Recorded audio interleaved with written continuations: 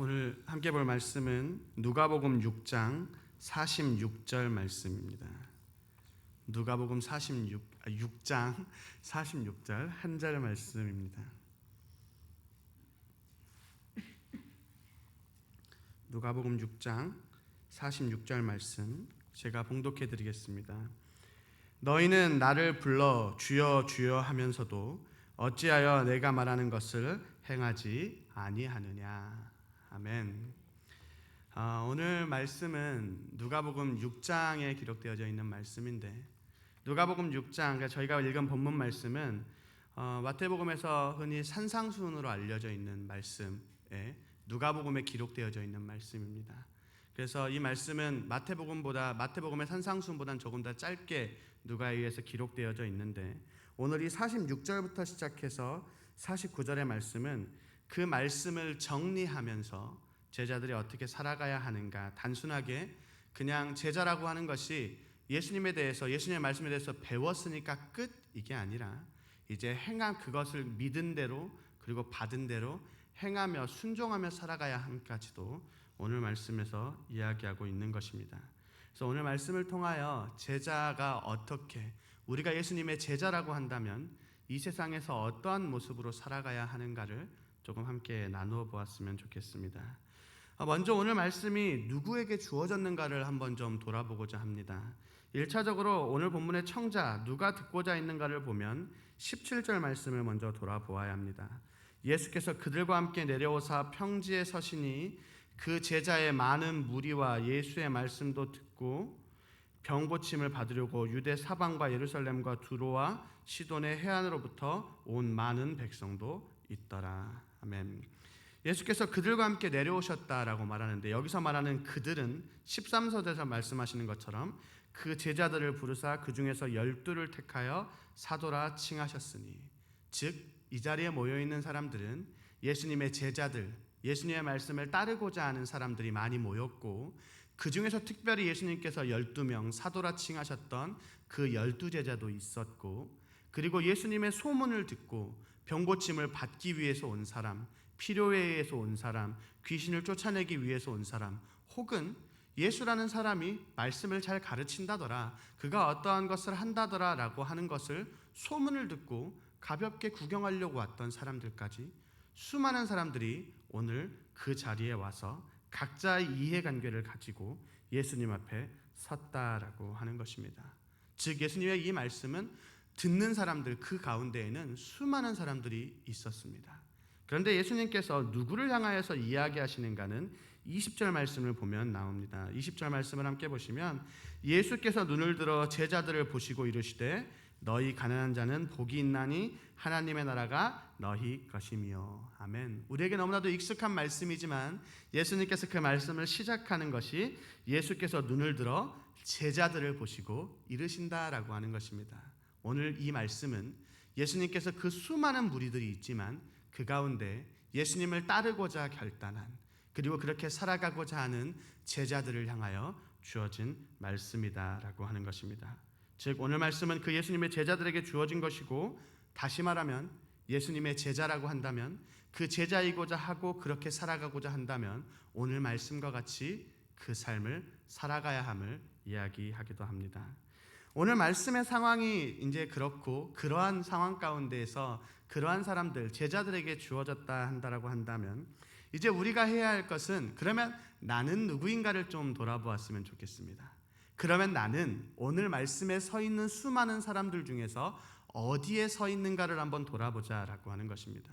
혹시 내가 그 소문을 듣고 그냥 한번 구경하러 교회에 온 사람인지, 아니면 내 필요한 것이 있어서 내가 몸이 좋지 못하다든가 내 상황이 안 좋다든가 내 무언가가 안 좋아서 예수님이라면 그것을 해결해 주시지 않을까 하는 마음으로 혹시 이 자리에 앉은 것은 아닌지, 혹은 그러한 마음으로 시작하고 그러한 마음으로 그 자리에 앉았는데 예수님의 말씀을 듣고 그분의 말씀 가운데 살아가다 보니 어느 순간 제자의 자리에 서서 그 자리로 그 길을 걸어가고 있는지 우리 스스로를 돌아보며 나는 어디에 서 있는가를 한번 돌아볼 필요가 있다라고 하는 것입니다. 그리고 우리가 물론 하나를 보면 열을 안다고, 물론 이 시간에 수예배의 자리에 이 시간 이 자리에 나오셨다고 한다면 우리의 삶 가운데 예수님의 제자로 당연하게 살아가고 그 삶의 고백이 이미 우리의 삶에 넘치시겠지만, 그래도 오늘 말씀을 통하여서 다시 한번 우리의 삶을 돌아보고, 혹은 우리가 우리의 삶에 너무나도 지쳐가고 너무 긴 시간이 흐르다 보니까 때로는 그냥 지나쳐버리고 무감각해져 버린 그 우리의 삶을 다시 한번 돌아보면서 우리가 잠시 잊어버렸던 혹은 그냥 지나쳐버렸던 그 뜨겁고 아프고 그렇지만 감사했던 그 시간을 우리가 다시 한번 오늘 말씀을 통해 돌아보았으면 좋겠습니다. 그렇다면 이제 우리가 나는 누구인가의 질문에 대해서 아마 이 자리에 앉아 계시는 우리의 대답은 나는 예수님의 제자입니다 라는 대답이실 것입니다. 물론 그러한 질문에 저는 하나님의 자녀입니다, 저는 하나님의 종입니다, 저는 여러 가지로 표현할 수 있지만, 우리가 오늘 본문 말씀을 본다면 예수님께서 제자들을 통하여 말씀하셨으니, 제자들에게 말씀하셨으니 우리가 그 제자임을 생각하고 오늘 말씀을 들어보았으면 좋겠습니다. 그래서 본문 말씀으로 돌아가면 46절 말씀에 저희가 읽었던 본문인데, 너희는 나를 불러 주여 주여 하면서도 어찌하여 내가 말하는 것을 행하지 아니하느냐. 예수님께서 제자들을 향하여서 많은 가르침, 수많은 제자도의 가르침을 가르치시면서 그 결론을 내리시는 데 있어서 어찌하여 내가 말하는 것을 행하지 않느냐라고 반문하신다라고 하는 것입니다. 예수님께서 이렇게 물으신다라는 의미는 무엇인가 하면, 제자는 다르게 말하면 예수님의 가르침대로 살아가야 하는 사람이고, 또한 많은 사람들이 제자라고 예수님 앞에 나아왔지만 때로는 예수님의 말씀대로 순종하지 않거나, 아니면 따라는 다니지만 그 말씀대로 순종할 용기는 없는 모습이 보여지고 있다라고 하는 것입니다. 하지만 예수님께서는 그 제자들을 부르실 때, 그리고 그 제자가 어떻게 나아가야 할 때 단순하게 예수님을 아는 것에서 그치는 것이 아니라 가르침대로 살아가고 그 말씀에 순종하기를 원하신다라고 하는 것입니다. 이어서 47절을 보면 내게 나아와 내 말을 듣고 행하는 자마다. 그 예수님의 말씀을 따르는 것이 무엇인가 하면 47절 이어지는 말씀에서 먼저 내게 나아오라라고 하는 것입니다. 예수님 앞에 나아와서 그 말씀을 들은 자라고 하는 것입니다. 예수님을 만났고 요한복음 1장 12절에서 말씀하시는 것처럼 영접하는 자 곧 그 이름을 믿는 자들에게 하나님의 자녀가 되는 권세를 주셨으니 하셨던 것처럼 예수님을 영접하고 예수님 앞에 나아온 사람이다라고 하는 것입니다. 그리고 내 말을 듣고 나아와서 예수님을 믿고 그 말씀을 들은 자입니다. 로마서 10장 17절에는 그러므로 믿음은 들음에서 나며 들음은 그리스도의 말씀으로 말미암았느니라. 아멘. 이처럼 예수님의 말씀을 듣고 믿음으로 나아온 사람이 오늘 제자들의 모습입니다. 그리고 행하는 자라고 하는 것입니다. 예수님을 만났고 들었고 그리고 이제는 그 예수님의 말씀대로 실천하고 행하고 살아가는 사람들입니다. 이렇게 살아가야 하는 이유 역시도 야고보서 2장 17절 말씀에서 이와 같이 행함이 없는 믿음은 그 자체가 죽은 것이라. 반대로 말하면 살아있는 믿음은 그 안 가운데 하나님의 말씀대로 순종하며 행하며 살아가야 하는 것이 제자의 모습이다라고 하는 것입니다. 예수님이 부르신 12명의 사도 역시도 예수님의 제자였고, 오늘 이 말씀을 듣고 있는 수많은 무리들 가운데에도 예수님을 따르는 제자들은 있었습니다. 그리고 그 제자들은 예수님의 가르침, 공생의 3년의 시간 동안에 예수님 앞에 배웠고 그 삶을 따랐고, 그리고 예수님께서 승천하신 이후에는 성령님께서 또한 함께 하시며 그들을 가르치시고 인도하심을 우리는 바라볼 수 있습니다. 이처럼 제자는 스승이 그 가는 길을 배우고 말하는 것을 배우며 단순하게 배우는 것에서 그치는 것이 아니라 그 삶을 살아내는 것이 제자의 모습입니다. 그렇게 우리의 모습 역시도 우리가 우리 스스로를 말하기를 우리는 예수님의 제자입니다라고 말한다면 우리의 모습 역시도 예수님의 말씀대로 순종하며 끊임없이 주님 앞에 서는 그 순간까지 순종하며 행하며 살아가는 모습이어야 합니다. 그렇기 때문에 우리 교회에서도 제자 훈련을 지금 계속해서 해나가고 있습니다. 예전에 또 한 번의 제자 훈련이 있었다라고 들었고, 또 지금은 이어지는 가운데 목사님께서 제자 훈련을 벌써 3기에 걸쳐서 하고 있습니다. 1기는 1년의 시간 동안에 벌써 수료를 하셨고 2기는 이제 중간쯤에 서 있고 3기를 시작하시는 분들은 이제 제자 훈련을 막 시작하는 가운데 있습니다. 그렇기 때문에 우리는 그것을 교회가 가르치며 우리는 그 제자라는 인식, 우리가 제자이기 때문에 그 훈련을 받아야 한다라고 하는 것을 진지하게 생각하므로 교회들은 제자 훈련을 실시하고 성도님들은 그 제자 훈련에 임하며 우리가 그리스도의 제자로 어떻게 이 세상을 살아가야 하는지를 배워나갑니다. 그리고 이것이 우리 제자들에게 주어진 특권이기도 하며 그리고 우리가 꼭 행해야 할 의무인 것을 또한 우리는 기억해야 합니다. 멈추고 그냥 서서 나는 예수님의 제자입니다라고 말만 하는 그 삶이 제자가 아닌 것은 우리가 분명하게 좀 돌아볼 수 있어야 합니다. 제가 중고등부 아이들과 같이 지내다 보니까 아이들에게 말씀을 전할 때 자주 하는 말이 있습니다. 제발 성경 좀 읽어라 라는 말입니다. 왜 그러냐면 아는 게 있어야 자녀로 살아갈 거 아니냐라는 물음입니다. 여기 앉아가지고 아이들이 요즘 한 15명, 10명에서 15명 사이에 아이들이 앉아있는데 그 아이들과 말씀을 나누다 보면 정말 신기하게도 매주마다 아이들이 항상 새롭다라는 겁니다. 지난주에 베드로를 들었는데 이번 주에 베드로를 이야기하는데 저는 그런 사람은 모릅니다 하는 표정으로 저를 쳐다보고 있다라고 하는 것입니다. 아브라함을 한 중학생쯤 됐으면 한 100번은 들었을 텐데 다음 주에 또 아브라함을 이야기하면 생전 처음 들어보는 사람 대하는 것처럼 대하는 아이들의 모습 속에서 제가 아이들에게 제발 말씀 좀 보면 안 되겠니? 라고 말을 하는 것입니다. 왜냐하면 우리가 제자로 살아가려면 예수님의 가르침을 알아야 하는데 그 말씀을 알아야 하는데 말씀을 읽지 않으면 아무리 제자로 살아가고 싶은 마음이 있다 할지라도 결국은 그렇게 살아갈 수 없기 때문에 그렇습니다. 또한 우리가 제자 훈련을 받아야 하는 이유 혹은 우리가 우리에게 주어진 공예배의 시간을 소중하게 받아들이고 목사님을 통하여서 우리에게 주어지는 그 하루하루의 한 시간 한 시간의 말씀을 우리 마음 가운데 깊이 새겨야 하는 것 그리고 때로는 구역예배와 여러 가지 모임들을 통하여 우리가 서로 우리에게 주어지는 교제의 시간 역시도 우리 제자들에게 우리 그리스도인들에게 주어진 특권이고 사랑의 시간인 것을 우리는 또한 돌아볼 수 있어야 합니다. 그 시간들이 우리에게 왜 주어졌고 우리가 왜 그렇게 새벽에 수요예배 금요일에 함께 기도하고 예배하며 항상 주님 앞에 나아가고자 했는지를 우리가 돌아볼 수 있어야 하고 그 시간을 충분히 만끽하며 살아갈 수 있어야 한다라고 하는 것입니다. 이처럼 우리가 하나님의 제자라고 예수님의 제자라고 말한다고 한다면 우리 역시 그렇게 훈련받는 모습으로 나아가야 합니다. 그래서 배움에는 끝이 없다라고 하는 것과 같이 우리는 끊임없이 배움의 모습으로 돌아가야 할 것이고 그래서 우리의 모습을 통하여서 결국 오늘 본문 말씀에서 예수님께서 이야기하셨던 그 말씀 너희가 어찌하여 내가 말하는 것을 행하지 아니하느냐 이 예수님의 말이 더 이상 반복되지 않도록 우리는 예수님 말씀대로 순종하는 사람이 되어야 합니다. 그렇다면 이제 우리는 예수님께서 제자들을 부르시고 가르치셨다는 것 그리고 그 부름받은 사람들이 예수님의 제자인 것 그리고 참된 제자라고 하는 것이 스승의 말씀대로 배움과 순종하는 대로 살아가는 사람들인 것을 보았습니다. 이제 중요한 것은 예수님이 이제 우리에게 어떻게 살아가라고 가르치셨는지 그 내용들을 채워나가야 합니다. 물론 말씀을 읽으면서 많은 설교를 들으면서 우리가 이제까지 채워온 내용들이 있지만 우리가 나누었던 내용들이 있지만 또 이 시간에 우리에게 주어지는 말씀을 통하여 한 번 더 채워가고 나눠가는 시간들이 되었으면 좋겠습니다.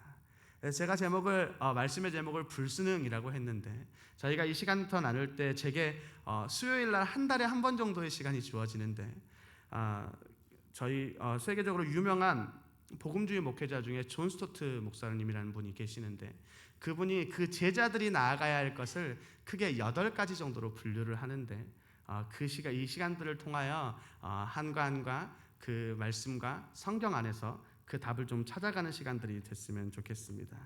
그래서 오늘 첫 번째 제목에 불순응이라고 했습니다. 조금 말이 어색합니다. 왜냐하면 저희가 잘 쓰지 않는 말인데 불순응이란 말은 우리에게 너무나도 어색하지만 순응하다라고 하는 말은 우리에게 조금 익숙하게 다가옵니다. 요즘 물론 젊은 친구들이 잘 사용하지 않는 말이긴 하지만 순응하다라고 하는 그 단어의 의미를 찾아보면 환경이나 변화에 적응하고 익숙해지고 그 명령에 따라서 적응하여서 따르는 삶을 말합니다.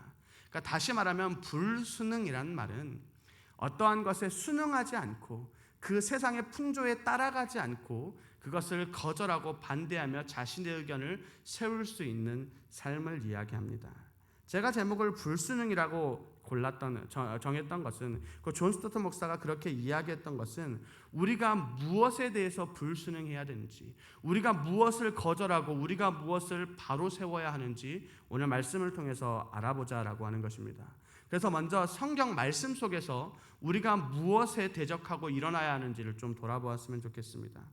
자막도 함께 띄워주시면 좋을 것 같은데요. 레위기 11장 45절 말씀에 몇 구절 쭉 읽어드리겠습니다. 나는 너희의 하나님이 되려고 너희를 애굽 땅에서 인도하여 낸 여호와라. 내가 거룩하니 너희도 거룩할지어다. 레위기 18장 3절 4절의 말씀 가운데 너희는 너희가 거주하던 애굽 땅의 풍속을 따르지 말며 내가 너희를 인도할 가나안 땅의 풍속과 규례도 행하지 말고 너희는 내 법도를 따르며 내 규례를 지켜 그대로 행하라. 나는 너희의 하나님 여호와이니라. 아멘. 하나님께서 그 이스라엘 백성들을 향하여서 애굽 땅의 풍속도 따르지 말라는 것입니다. 들어갔던 그 가나안의 풍속도 따르지 말고 오직 하나님의 말씀 가운데 그 법도와 규례를 지켜 행하라라고 말씀하십니다.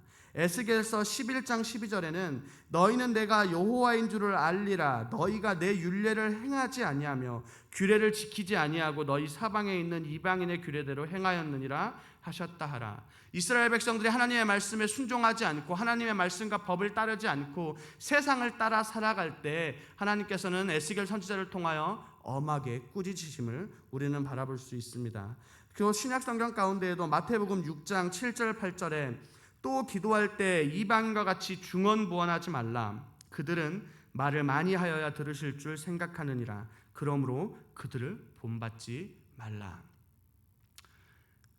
이렇게 그 세상 이방인들과 같이 그 이방인들의 기도같이 막 중언부언하고 한 말을 또 하며 그 우상들을 향해 나아가지 말라라고 이야기하시는 것입니다. 마지막으로 로마서 12장 2절에 너희는 이 세대를 본받지 말고 오직 마음을 새롭게 함으로 변화를 받아 하나님의 선하시고 기뻐하시고 온전하신 뜻이 무엇인지 분별하도록 하라. 아멘. 이처럼 말씀에서는 하나님께서 구약과 신약을 통틀어서 끊임없이 계속해서 반복해서 말씀하시는 것은 세상의 문화, 세상의 풍조를 따르지 말고 그것 가운데 철저하게 불순응하며 하나님의 말씀 가운데 서야 한다라고 말씀하십니다. 그것이 시대가 변했다라고 해서 문화가 변했다라고 해서 없어진 것이 아니라 시대를 막론하고 문화를 막론하고 우리는 세상 가운데 세상을 따라 살아가는 사람들이 아니라 하나님의 백성으로 살아가는 사람들임을 기억해야 합니다. 그렇다면 우리에게 다가오는 세상의 모습이 어떠한 모습이 있는지 여러 가지가 있지만 크게 요즘 우리에게 다가오는 두 가지를 함께 나눠보았으면 좋겠습니다. 하나는 다원주의, 상대주의라는 말입니다. 조금 지금의 권사님들과 성도님들의 삶에는 익숙한 말이 아닐 수 있습니다. 하지만 우리 지금 다음 세대들에게는 너무나도 가깝게 다가온 말이기 때문에 우리가 함께 좀 나누어 봤으면 좋겠습니다. 지금의 사회, 지금의 시대를 포스트 모더니즘이라 그러는데 그것이 중요한 것은 아니니까 결국 이 포스트 모더니즘이란 말은 모더니즘을 벗어난 삶이라는 겁니다. 좀 쉽게 표현하면 20세기 그 이전의 세대는 인간은 합리적이다라고 믿었습니다. 인간은 지혜롭고 인간의 이성으로는 해결할 수 없는 것이 없다라고 믿었습니다. 그래서 인간은 선하고 합리적이기 때문에 합리적인 인간들이 모여서 무언가를 행하면 모든 것들을 해결할 수 있을 것이다라고 믿는 게 그 사회였습니다. 그런데 그렇게 세상을 살아가다 큰 전쟁이 두 번 일어납니다. 세계 1차 대전과 2차 대전이 일어나면서 인간이 가지고 있는 합리적인 생각, 인간의 생각이 얼마나 어리석은지를 돌아보게 됩니다. 인간이 합리적인 존재니까 서로 약속하면 모든 것이 잘 될 줄 알았는데 그 1차 대전과 2차 대전을 겪으며 수많은 사람들이 너무나도 덧없이 죽어가는 모습을 보면서 더 이상 인간의 이성이 신뢰할 수 없다는 것을 깨닫습니다. 그런데 이것이 또 반대로 너무 가다 보니까 이제는 정답이 없는 삶이 우리에게 다가옵니다. 인간의 이성도 못 믿겠고 이 세상에 절대적인 것은 없다라는 것입니다. 정답도 없고 그냥 모든 것을 다 인정해주고 서로 그렇게 살아가는 것이 좋은 삶이다라고 이야기하는 것이 다원주의라고 하는 것입니다. 그런데 이것이 우리의 세상에도 들어와 있습니다. 가장 대표적인 예를 들면 아마 가장 최근에 많이 이슈화가 되고 있는 동성애에 관련된 이야기들 것입니다. 단순하게 동성애라고 하는 것 이야기뿐만 아니라 성을 정할 때, 그러니까 내가 남성으로 태어났으면 저는 남성이어야 하는데 제가 생각했을 때 나는 여성이야 라고 한다면 여자가 될 수 있는 세상이 어느새 부쩍 다가왔습니다. 그런 게 어딨어라고 생각하실 수 있지만 그것이 우리나라에도 슬슬 이야기가 되고 있고 미국이나 다른 해외의 나라의 같은 경우는 내가 남성이지만 난 여자야라고 하면 주민등록증에 여자라고 기록이 됩니다. 지금 그것이 아무렇지도 않은 사회가 되었고 그렇기 때문에 남성이 여자 화장실을 들어가기도 하고 여성이 남자 화장실을 들어가기도 하고 더 재미있는 것은 운동을 하는데 여자들이 하는 대회에 누가 보아도 남자인 사람이 나는 여자입니다라고 하고 그 옷을 입고 거기서 운동을 하는 그러한 상황들까지도 생긴다라고 하는 것입니다. 그것이 지금의 시대이고 우리의 다음 세대들이 살아가고 있는 그 대두되어 있는 세상입니다. 세상만 그러하다라고 한다면 우리가 그것을 피하기만 하면 될지 모르겠지만 안타깝게도 교회 안에도 그러한 모습은 들어와 있습니다. 좀 불편하게 들으시는 분들도 있지만 WCC의 문제들과 여러 그런 모든 교회가 하나다라는 이름으로 말도 안 되는 일들을 자행하는 모습이 있다라고 하는 것입니다. 지난주에 초파일이라고 해서 부처님이 오신 날이라고 여러 연등을 걸고 막 이렇게 거는데 매년 이런 시간이 되면 성당들이나 때로는 어떤 교회에 플랜카드가 붙습니다. 그 플랜카드를 읽어보면 부처님이 오신 날을 축하드립니다라고 말합니다. 또 반대로 12월 25일 성탄절이 되면 사찰 그 불교의 그 입구에 예수님이 오신 날을 축하드립니다라는 플랜카드가 붙습니다. 그러니까 서로가 서로를 인정하고 서로가 서로에게 믿음과 구원이 있다라고 이야기하자라고 하는 것입니다. 우리가 그렇게 싸울 필요가 있냐라고 이야기하는 것입니다. 교회에는 그런 이야기가 없는가 하면 제가 얼마 전에 뉴스를 통해서 한 기독교 단체가 석가탄신일을 축하하면서 한 글을 쓴 메시지를 봤는데 그 메시지에 이렇게 기록됩니다. 부처님께서 세상에 오시어 중생을 구제하셨던 일과 예수님께서 세상을 사랑하셔서 행하신 일들이 다르지 않습니다. 이것을 교회라는 이름으로 붙여서 이야기하는 사람들이 있다라고 하는 것입니다.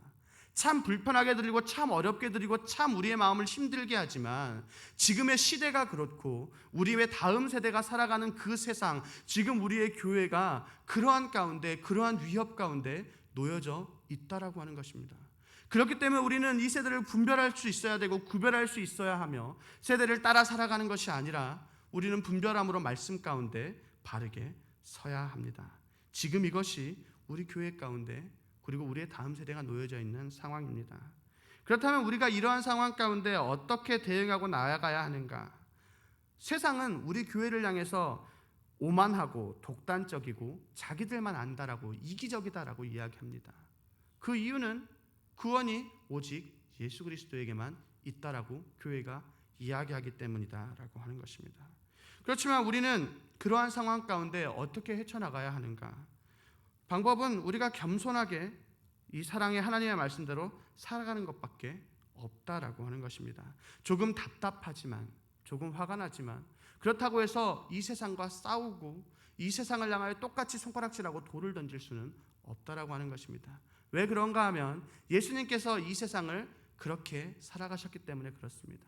예수님께서 십자가를 지시고 그 길을 걸어가시지만 그 많은 사람들이 그 예수님의 사랑을 알지 못하고 돌을 던지고 침을 뱉고 예수님을 향하여 그 자리에서 내려오라 하시지만 예수님께서는 그 십자가에 달리셔서 다른 그 사람들을 향하여 주님 아버지 저들을 사하여 주옵소서 자기들이 하는 것을 알지 못합니다 라고 기도하는 모습으로 살아가셨다라고 하는 것입니다.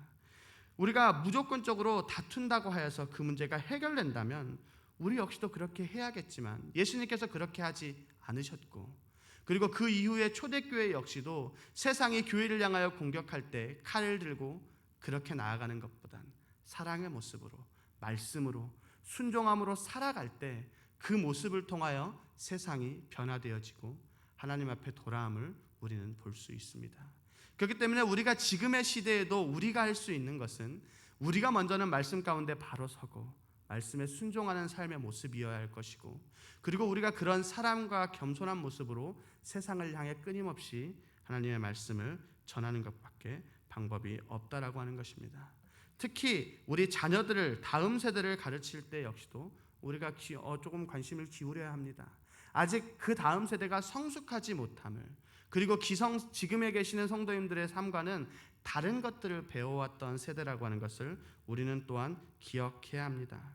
그러면서 우리가 그렇다고 해서 모든 것을 인정하다라고 하는 것이 아니라, 우리가 사도행전 4장 12절의 말씀을 기억하면 다른 이로서는 구원을 받을 수 없나니 천하 사람 중에 구원받을 만한 다른 이름을 우리에게 주신 일이 없음이라 하였더라. 아멘. 세상에 수많은 위인도 있고 세상에 수많은 위대한 사람들이 있지만 그 가운데 예수님이 계시지 않다라고 하는 것입니다.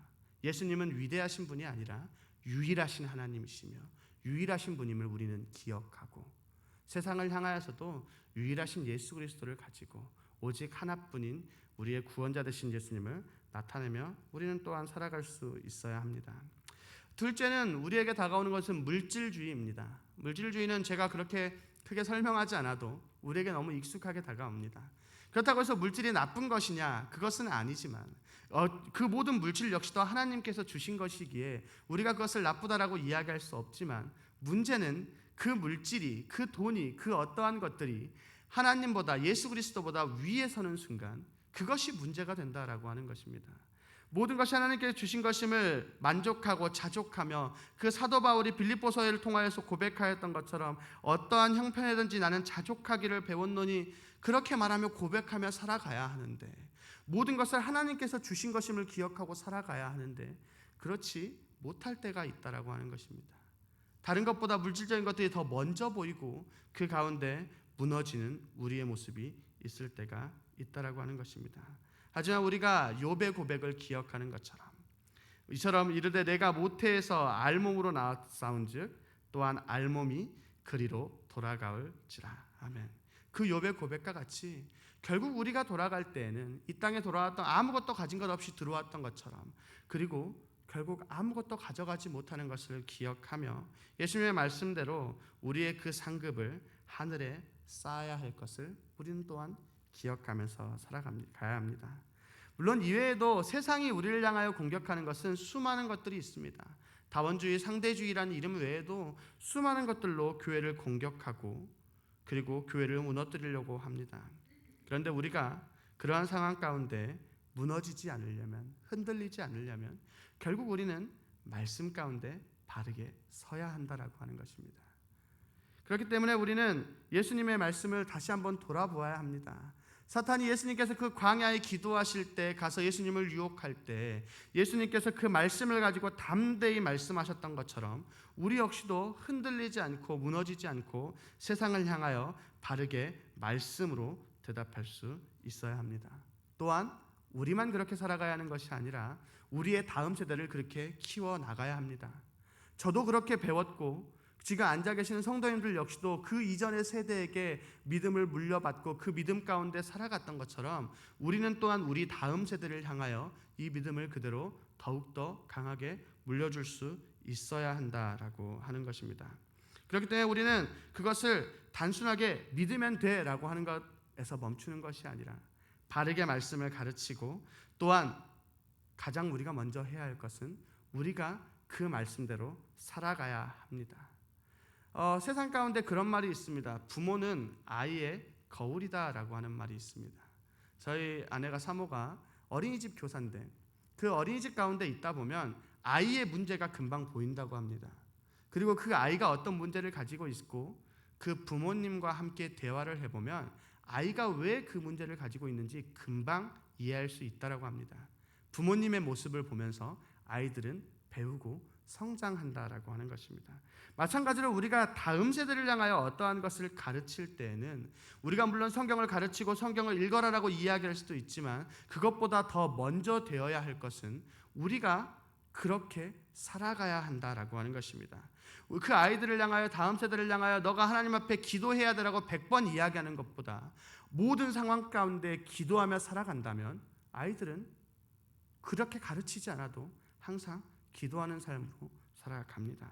재정적인 부분이 돈에 매이지 말고 하나님 앞에 모든 것을 맡기고 그렇게라고 아무리 이야기하기보다도 그냥 그 삶 속에서 어떤 어려움이 있고 재정적인 문제가 있을 때도 하나님 앞에 기도하고 의지함으로 주님께서 주신 것으로 자족하며 살아간다면 아이들은 그것을 통하여 보고 배우고 믿음의 모습으로 성장한다라고 하는 것입니다. 이처럼 우리가 그렇게 먼저는 살아감으로 그리고 그 다음 세대에게 가르침으로 그 다음 세대를 키워낼 수 있어야 합니다. 그래서 우리는 오늘 본문 말씀을 다시 한번 기억해야 합니다. 너희는 나를 주여 주여 하면서도 어찌하여 내가 말하는 것을 행하지 아니하느냐. 우리 어쩌면 우리의 다음 세대가 서지 못하는 것이 혹은 교회가 세상 가운데 서지 못하는 것이 우리의 모습이 주님의 말씀을 행하지 못함으로 생겨나고 있는 것은 아닌지 우리가 돌아볼 수 있어야 한다라고 하는 것입니다. 오늘 말씀 가운데에서는 제자도에 관련된 이야기가 주어집니다.